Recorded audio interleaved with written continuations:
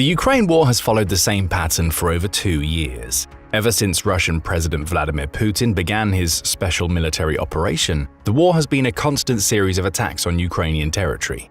Each one of those attacks has been met the same way. A valiant Ukrainian defense attempts to repel the Russian invaders. The defense works most of the time.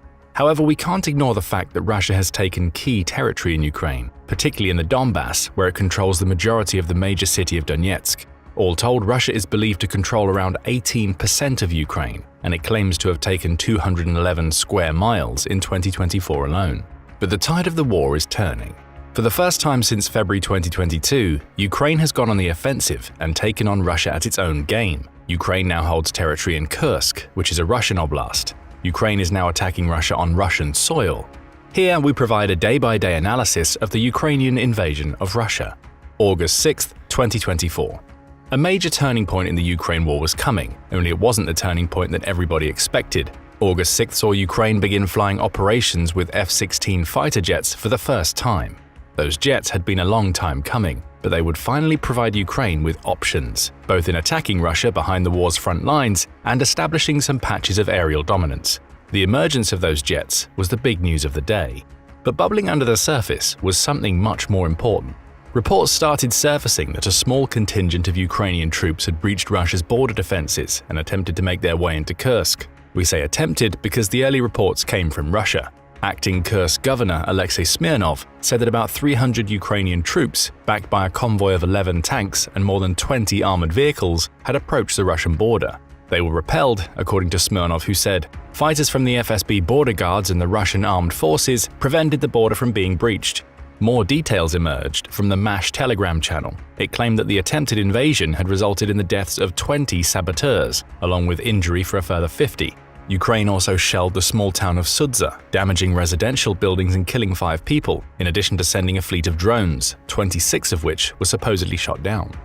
It appeared that Russia had repelled a small-scale invasion attempt. But like so much of the information to come out of Russia, the initial reports about the Kursk invasion were incorrect. The Ukrainian army had entered Russian territory and, far from being repelled, it was actively advancing.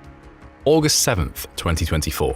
Russia kept up the pretense of having successfully repelled the Ukrainian invaders. Smirnov claimed the situation in the region he oversaw was controllable, even though Ukraine had maintained a campaign of aerial attacks on Kursk with shelling and fleets of drones. Ukraine was oddly silent, leading many to wonder if the attempted invasion had happened at all, and if it had, whether it was one approved by Kyiv. The days to come would soon see that approval was granted and Ukraine had been successful. But for now, confusion reigned. Moscow still claimed to have repelled the invasion, with Putin going on record to call the attempt a major provocation. This is typical of the Russian leader. He ignored the constant flood of soldiers and equipment he sent to Ukraine to unleash an empty threat about how Ukraine giving him a dose of his own medicine would end badly. Ivor Bennett, a Sky News Moscow correspondent, speculated that Russia had been forced to move troops and send reservists to thwart the Ukrainian invasion. That may have been the goal all along. With Russia focusing on capturing more territory in Donetsk, he posited, Kyiv may have decided to launch a false invasion to divert troops and give itself some breathing room. It would soon become clear that there was nothing false about what was happening in Kursk. August 8, 2024. Still, no official comment on the Kursk invasion from Kyiv, but a comment wasn't needed. It was rapidly becoming apparent to the Western media that Russia's claims of repelling the Ukrainian invasion were false. Not only had it failed to stop Ukraine, but its enemy was quickly gaining ground and taking territory within Russia. Smirnov had offered the first signs that all was not as Russia claimed. Toward the end of August 7th, he declared a state of emergency in Kursk, a clear sign that Ukrainian troops were in the territory and making gains. August 8th saw clashes intensify, with Ukraine typically coming out on top. Interestingly, the first signs of approval of the invasion also came. Speaking to reporters, European Commissioner spokesperson Peter Stano said, Ukraine is fighting a rightful defensive war based on international law. Ukraine has a right to defend itself, and this right to defend itself includes hitting the enemy on its own territory. This is exactly what Ukraine was doing.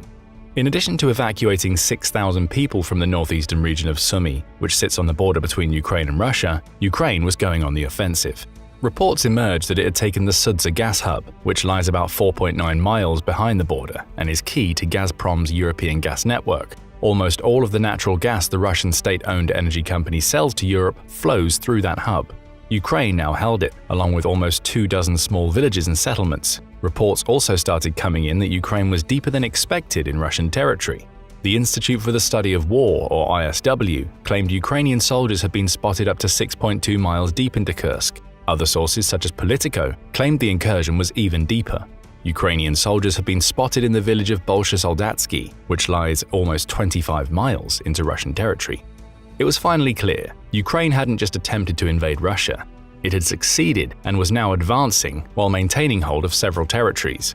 And although Kyiv still hadn't made an official comment, it was clear the invasion was approved. Oleksiy Goncharenko gave the first indication, saying on Telegram, "Kursk region, day 3, everything is according to plan." August 9, 2024. More details began to emerge about Ukraine's invasion. Up to 1,000 Ukrainians had entered Kursk, far more than the 300 Russia claimed to have repelled, and they were backed by dozens of armored vehicles. Far from having fought back against the invasion, it was clear that Russia had been taken completely by surprise. The full picture remained murky, but it was clear at least that Ukraine was advancing far deeper than official messaging from the Kremlin would suggest. Ukraine was also starting to expand its incursions. Crimea had been an obvious target for Ukraine since the beginning of the war. Annexed by Russia in 2014, the territory was formally under Ukrainian control, and it's clear Ukraine wants it back.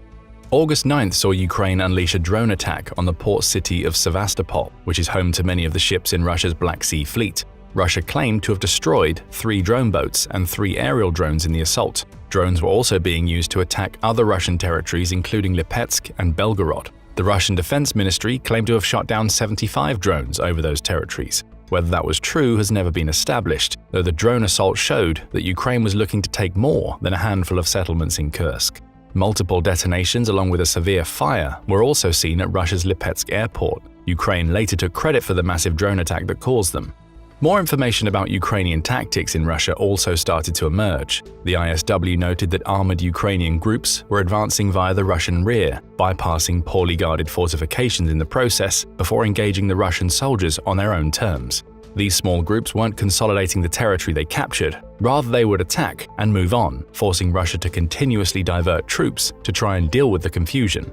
Those small groups would be followed by much larger ones which could then consolidate the attacked territory. It was now obvious that Ukraine's incursion into Kursk wasn't just a temporary raid. It was a full-blown invasion, one that had seen it capture at least a dozen settlements and likely more as part of a concerted campaign.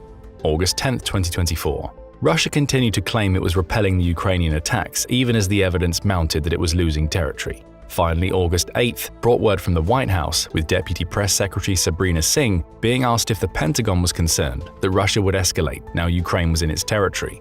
Her answer? No, because at the end of the day, Ukraine is fighting for its sovereign territory that its neighbor invaded. It was yet another approval for Ukraine's approach, though one that came with the caveat of Washington claiming to have had no advanced knowledge of the attack. By August 10th, Russia started sending extra forces into Kursk, with reports emerging that some of the soldiers were transporting Grad multiple rocket launch systems, alongside tanks and artillery, into the region. News also emerged that Russia had evacuated over 76,000 people from the Kursk region, with Russia also claiming that it had used a thermobaric bomb on the invading Ukrainian forces. Reuters also reported that Ukraine had sent several thousands more troops into Kursk, with some being embedded as deep as 12 miles into Russian territory. Belarus was also drawn into the invasion, albeit in a small way. Its president and Putin supporter Alexander Lukashenko claimed his country's air defenses had shot down several unspecified objects launched from Ukraine that flew over Belarus. "I do not understand why Ukraine needs this," Lukashenko claimed. "We need to figure it out. As I said before, we made it clear to them that any provocations will not go unanswered." This is from a man who allowed his country to be used as a launching pad for Putin's special military operation. August 11, 2024.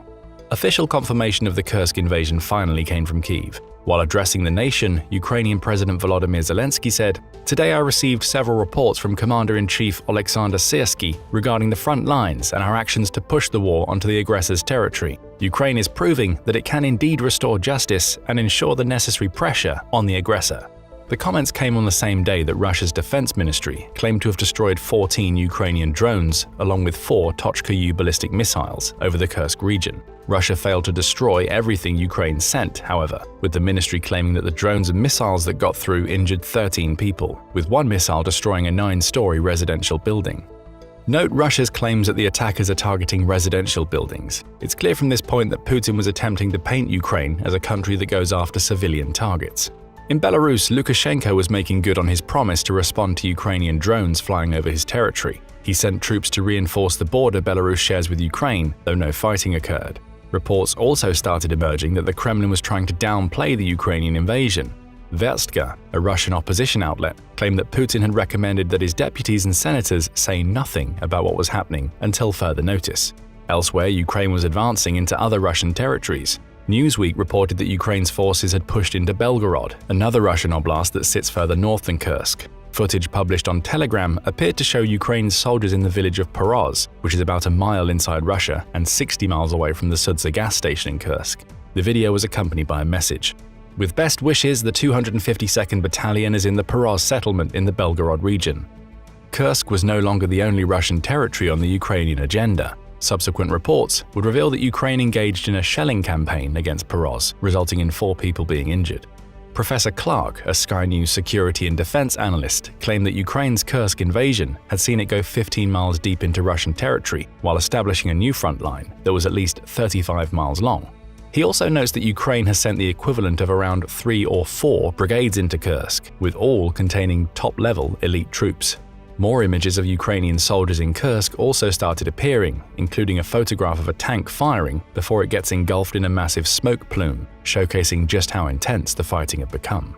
And of course, Putin continued his hypocritical comments about Ukraine's actions. Russia's defense ministry labeled the Kursk invasion barbaric, while claiming that it made no military sense, at least none that Russia could see. The day wrapped up with a report from the Kursk offices of the Red Cross. It had received nearly 3,000 calls in less than 24 hours from worried Russian citizens.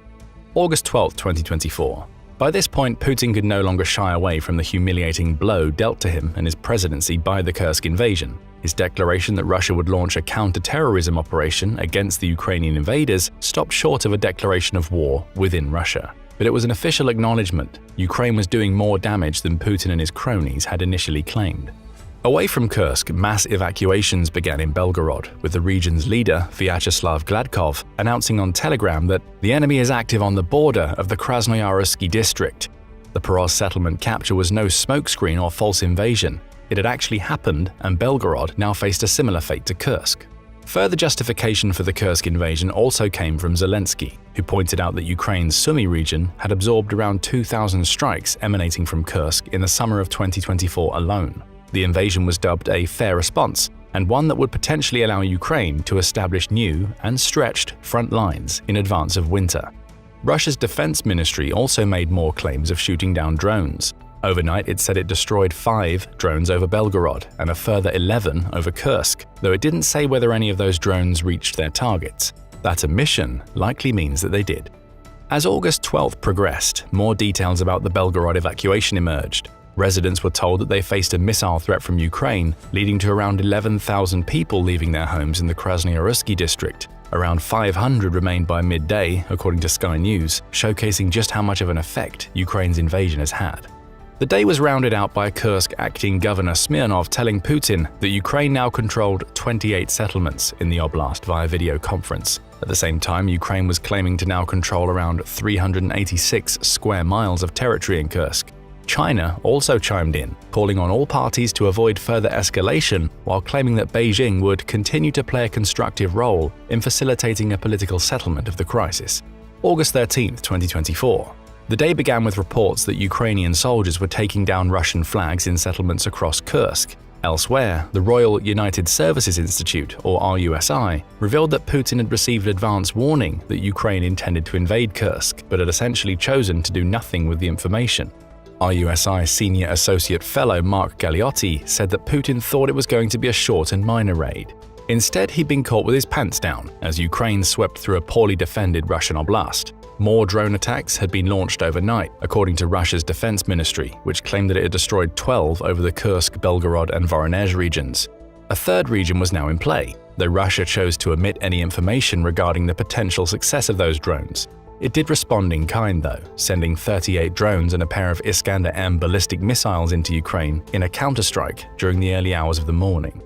News also started emerging that Kursk evacuees were being provided with temporary lodgings, with some as far away as Azov, which is a small town nearly 500 miles away from Kursk. Russia also continued to threaten further escalation while providing zero specifics when its foreign intelligence service claimed that Zelensky is taking crazy steps that threaten to escalate far beyond Ukraine. Or in other words, Russia really doesn't like fighting the war it started within its own borders. Meanwhile, Zelensky had welcomed US Senators Richard Blumenthal and Lindsey Graham to Kyiv, with the latter quipping that Zelensky should "remind me not to invade Ukraine," while calling the Kursk invasion a bold and brilliant move. By this point, Ukraine was also focusing on defending what it had gained, restricting civilian movement in the previously mentioned Sumy region to guard against Russian counterattacks. More people were also evacuated from Kursk, bringing the number fleeing that region up to over 100,000, and Ukraine began claiming that it controlled far more settlements than Smirnov stated in his call with Putin. Ukrainian Chief of Staff Oleksandr Syrsky told Zelensky during a video call that Ukraine actually held 74 settlements. Inspections and stabilization measures are carried out there, claimed Zelensky's chief, who also added that Ukraine had taken 15.4 square miles of Russian territory over the previous 24 hours. The day ended with reports that Russia was starting to move troops from Kaliningrad to Kursk to deal with the invasion. For context, Kaliningrad is a Russian oblast that's separated from the country's mainland, instead being surrounded by Poland and the Baltic states. Removing soldiers from that oblast was a desperate move. It meant a key piece of Russian territory was no longer as well defended as it was previously.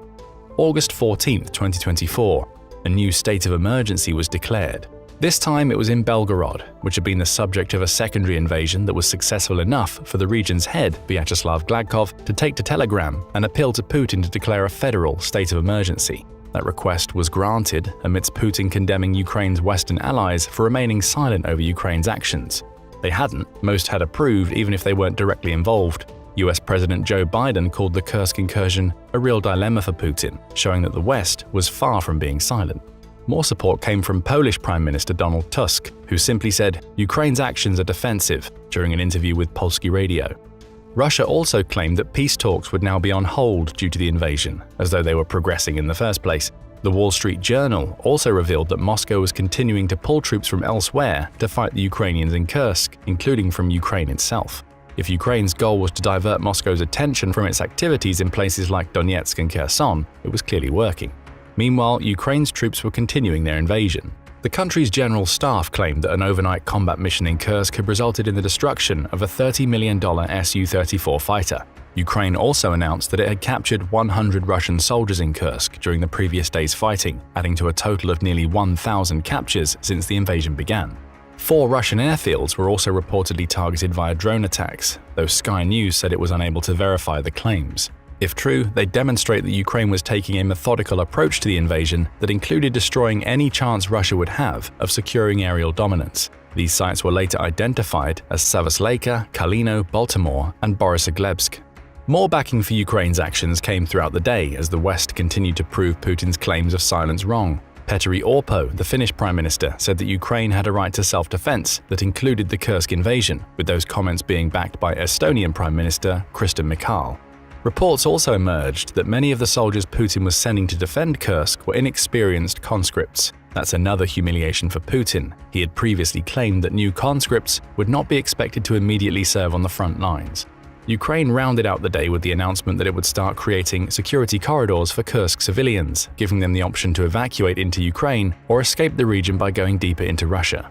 August 15, 2024. Another day, another round of evacuations from Kursk. Reuters reported that the number had now reached 200,000, leading credence to the claims that Ukraine was moving ever deeper into the oblast. Satellite images also emerged of a series of anti-vehicle ditches and trenches being built in Lugov, which is around 10.5 miles north of the furthest Ukrainian advances into Kursk as of August 15th, according to the ISW.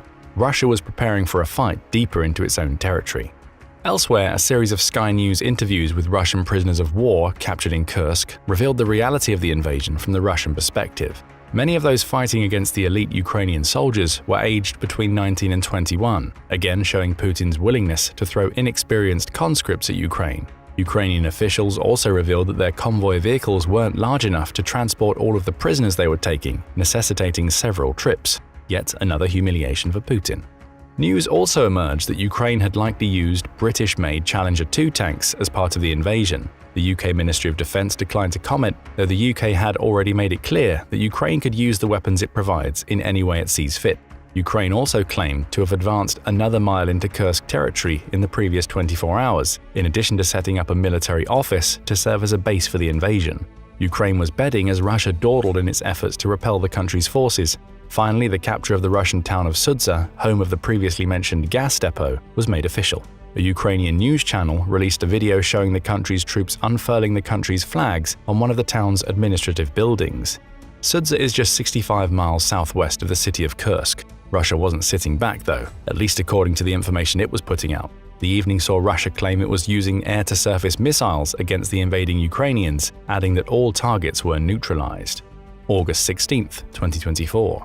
The world is on the brink of a third world war. Those were the words of Russian parliamentary deputy Mikhail Sheremet on August 16th, again demonstrating Russia's pattern of attempting to use threats and intimidation to quell the Kursk invasion. It didn't work. Russia's response to the invasion was derided as being ineffective and complicated by the ISW, while a Putin aide claimed that both the West and NATO had helped Ukraine plan the invasion. That isn't confirmed. Signs of pessimism began to emerge in Russia, with Karen Shakhnazarov warning, on Russian state television no less, that the country could lose if such blunders continue. If nothing else, Ukraine had severely demoralized Russia with a reality check of what the Ukraine war could really be with its invasion. Then came the big news of the day. Ukraine destroyed a bridge over the River Seym in Kursk, creating a logistical nightmare for Russia. Not only was that bridge no longer available to the country's troops, but it also couldn't be used for evacuations anymore. Footage of the strike was later published on Telegram to confirm that it had happened. August 17, 2024. 5 more Russian villages in Belgorod were evacuated overnight, continuing that region's descent into a state of emergency. The Russian Foreign Ministry was also quick to claim that Ukraine had used Western-made rocket launchers to destroy the Seym River bridge, though this wasn't independently verified. Speaking in a video to address his nation, President Zelensky discussed how the Kursk invasion was designed to cause maximum damage to all Russian positions, as he confirmed that strikes on key logistical sites such as the Seym River Bridge and the previously mentioned airfields were part of that approach. Beyond that, little else happened on this day, which appeared to be more about consolidating positions than causing active damage in Kursk. August 18, 2024. Reports of a fire at an oil depot in Rostov emerged during the morning. Russia claims that it was caused by the debris from drones it shot down, with Governor Vasily Golubev stating that firefighters had been sent to the location to get the blaze under control. They would fail, with the blaze only growing in size in the coming days. A second Russian bridge over the same river, this one located in Zvanoye, also came under Ukrainian fire, with an enormous hole being blown into it by Ukraine's air force. Meanwhile, President Lukashenko increased his reinforcement of the Belarusian border, sending 120,000 troops to guard against a possible Ukrainian incursion. At least that's what some reports claimed. Ukraine later dismissed the reports as false, stating that Lukashenko was simply trying to appease Putin by crafting an illusion of power. Back in Kursk, another 3,000 civilians were evacuated, with Zelensky claiming that Ukraine was still inflicting losses on Russia in the territory. August 19, 2024. Confirmation came that the bridge in Zvanoye had been destroyed, marking another blow for Ukraine against Kursk's logistical systems. By this point, the shock and awe of the invasion had worn off, giving way to an improved, methodical approach in which Ukraine more carefully picked its targets. The late morning of August 19th brought with it reports that Ukraine had targeted a third bridge over the same river. A clear pattern emerged. Ukraine was cutting off access to the territory it had taken. Beyond that, the news contained little more than confirmation of the evacuation of some 121,000 people from Kursk, along with more claims from Putin that peace talks would be impossible as long as Ukraine remained in Kursk. August 20, 2024. This day was marked by more Russian strikes in Ukraine than attacks in Kursk. An overnight attack in the Sumy region left 18,500 Ukrainians without electricity, with Russia also launching what would prove to be its 5th missile strike on Kyiv in August. The fire at the Rostov oil depot continued to rage, engulfing 20 of the reservoir's 74 tanks and injuring 41 people. By August 20th, Russia had sent around 500 firefighters to the blaze and still didn't have it under control.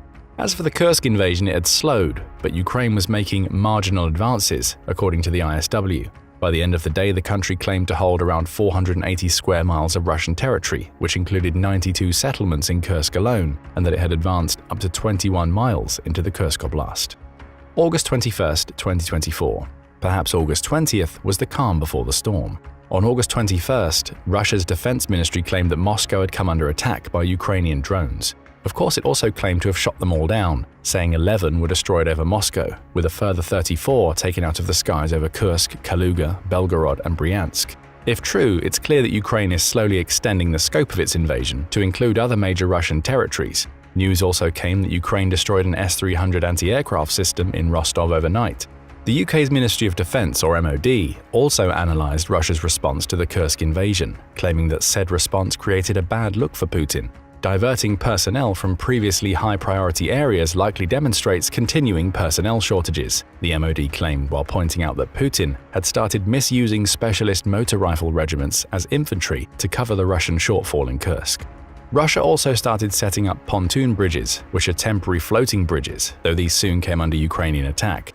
By mid-afternoon, Russia had restricted airspace over the northwestern cities of Apatity and Murmansk, which is usually an indicator that it expects Ukrainian drone strikes in those locations.